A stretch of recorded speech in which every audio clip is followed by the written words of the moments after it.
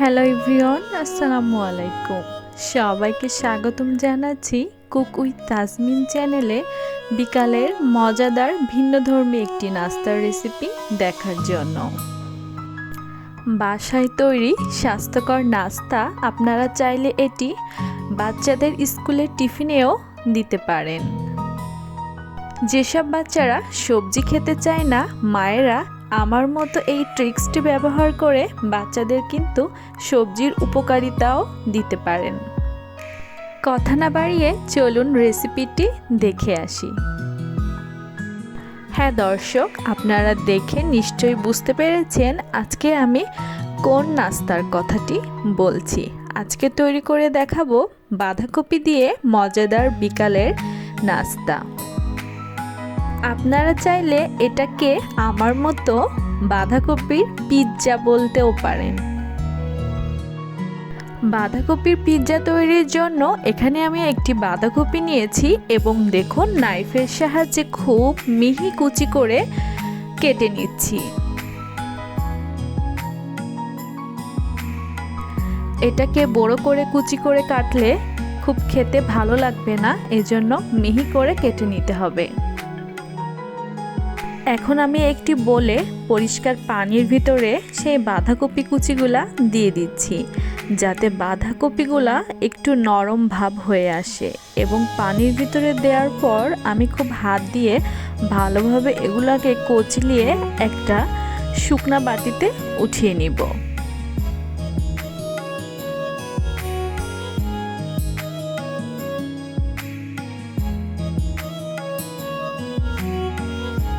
পানি ফেলে দিয়ে বাঁধাকপিগুলোকে চিপে অন্য একটা বাটিতে নিয়ে নিয়েছি এবং আমি এটার ভিতরে দিয়ে দিচ্ছি 2টা মুরগির ডিম।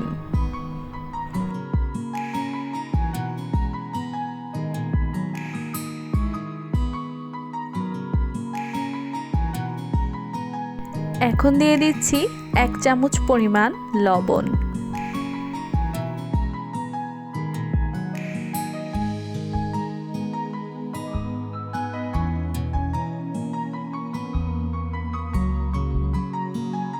এখন দিয়ে দিচ্ছি 1/2 চা চামচ পরিমাণ সাদা গোলমরিচের গুঁড়া। এখন দিয়ে দিচ্ছি 1/4 কাপ পরিমাণ ময়দা ইউজ করার ফলে আমার এই রেসিপির নাস্তাটি খেতে ভিতরে সফট থাকবে এবং বাইরে একটু ক্রিস্পি ভাব তৈরি হবে।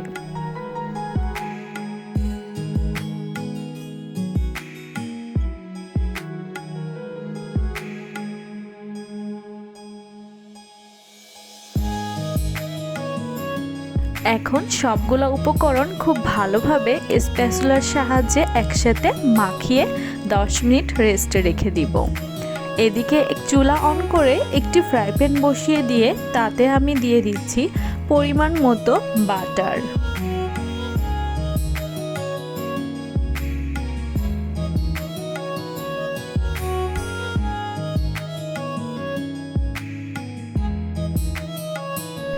এই নাস্তাটি তৈরি করার সময় চুলার হিট মিডিয়াম টু লো হিটে রাখার চেষ্টা করবেন এবং বাটারটি মেল্টেড হয়ে গেলে আমি সেই বাঁধাকপির ডোটি খুব ভালোভাবে স্প্যাচুলার সাহায্যে পিৎজার মতো একটি রাউন্ড শেপ দিয়ে নেয়ার চেষ্টা করছি।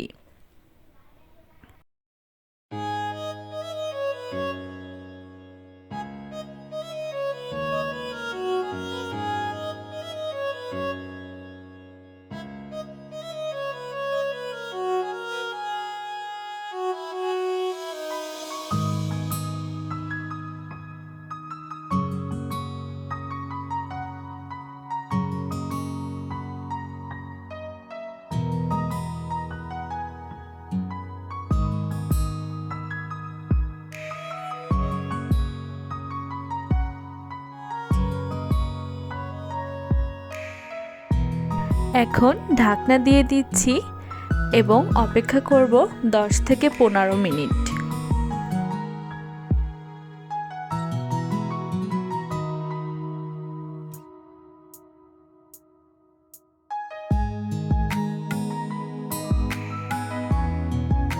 10 থেকে 15 মিনিট পর ঢাকনাটি খুলে দেখব কি অবস্থা। এখন আমি একটি প্লেট হাঁড়ির উপরে এভাবে দিয়ে দিচ্ছি এবং হাঁড়িটিকে এভাবে উল্টিয়ে দিচ্ছি। এই কাজটি আপনারা দেখে বুঝে নিতে হবে। এই যে দেখুন, অপর পিঠটি খুব সুন্দরভাবে কুক হয়েছে এবং তার পিছনের পিঠটিও ভালোভাবে কুক হওয়ার জন্য আমি উল্টা করে দিয়ে দিয়েছি। এখন দিয়ে দিচ্ছি পিৎজা সস। পিৎজা সসের রেসিপি আমার চ্যানেলে অলরেডি দেয়া আছে, আপনারা চাইলে দেখে নিতে পারেন। আমি এই পিৎজা সসের ভিডিওর লিঙ্কটি আমার ডেসক্রিপশন বক্সে দিয়ে দিব। একটি কথা না বললেই নয়, আমার এই ভিডিওটির কোনো অংশ আপনাদের কাছে ভালো লেগে থাকলে অবশ্যই আমার ভিডিওটিতে একটি লাইক দিবেন এবং আপনার ফ্রেন্ড সার্কেলের সাথে ভিডিওটি শেয়ার করতে পারেন এবং আপনাদের গুরুত্বপূর্ণ মতামত নিচের কমেন্ট বক্সে আমাকে জানাতে পারেন। পিৎজা সসটি ডোটার উপরে খুব ভালোভাবে লেয়ার করে দেয়া হয়ে গেলে এখন আমি দিয়ে দিচ্ছি সসেস। এই সসেসটি আপনারা যে কোনো সুপার শপে কিনতে পাবেন। আমি এটিকে গোল গোল টুকরা করে কেটে নিয়ে খুব ভালোভাবে ডেকোরেট করে দিয়ে দিচ্ছি। আমার চ্যানেলটি যারা এখনও সাবস্ক্রাইব করেননি, আমার চ্যানেলটি সাবস্ক্রাইব করে পাশে থাকবেন, আর যারা সাবস্ক্রাইব করেছেন তাদেরকে অসংখ্য অসংখ্য ধন্যবাদ। এখন দিয়ে দিচ্ছি ফ্রোজেন ক্যাপসিকাম। এগুলো আমি ডিপ ফ্রিজে রেখে দিয়েছিলাম পিৎজা তৈরির আগে, বাইরে বের করে রেখে উপরে গার্নিশের জন্য খুব সুন্দর করে দিয়ে দিচ্ছি।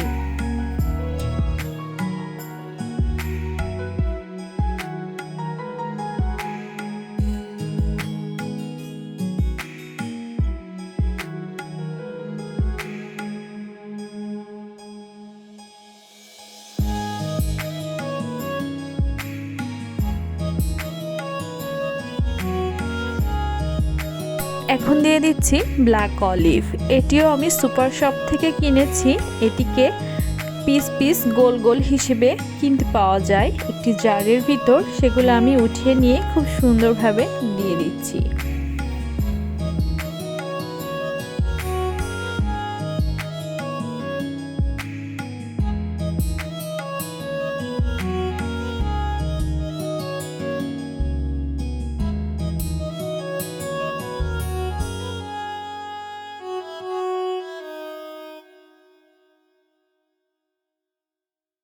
এখন দিয়ে দিচ্ছি গ্রেটেড মোজারেলা চিজ।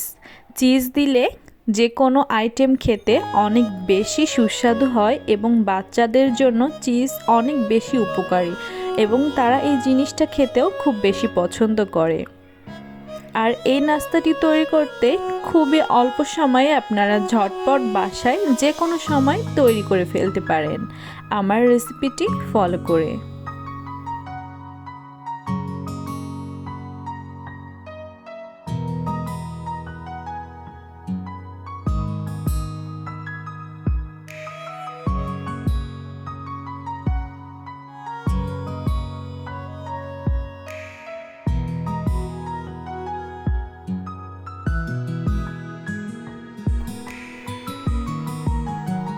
এখন দিয়ে দিচ্ছি সাদা গোলমরিচের গুঁড়া।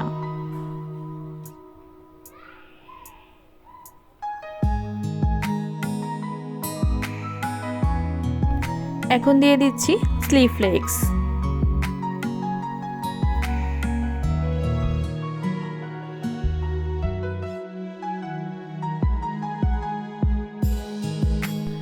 অরিগানো আর বেসিল স্বাদ মতো আমি পছন্দ মতো দিয়ে নিয়ে ঢাকনাটি লাগিয়ে দিচ্ছি এবং চুলার আঁচটি দেখুন এ পর্যায়ে লো ফ্লেমে রাখতে হবে, কারণ আমার এক পিঠ আগেই কুক করা হয়ে গিয়েছে এবং নিচের পিঠটি জাস্ট কুক হবে 10 থেকে 15 মিনিট ধরে। 10 থেকে 15 মিনিট লো আঁচে চুলার উপর হাঁড়িটি রাখার পর আমি ঢাকনাটি খুলে দেখাচ্ছি। দেখুন চিজগুলো খুব ভালোভাবে মেল্টেড হয়ে গিয়েছে এবং দেখতে রেসিপিটি একদম রেস্টুরেন্টের পিৎজার মতো দেখাচ্ছে। খুবই আকর্ষণীয় আর লোভনীয় একটি নাস্তা খুব অল্প সময়ে ঝটপট তৈরি হয়ে গেল। এখন নাস্তাটি আপনাদেরকে কেটে দেখাচ্ছি। দেখুন, একদম পিছন সাইডটাও ওভেনের মতো বেক হয়েছে, যেটা চুলায় খুব সহজেই আপনি তৈরি করে ফেলছেন। দেখা হবে নেক্সট অন্য কোনো রেসিপিতে।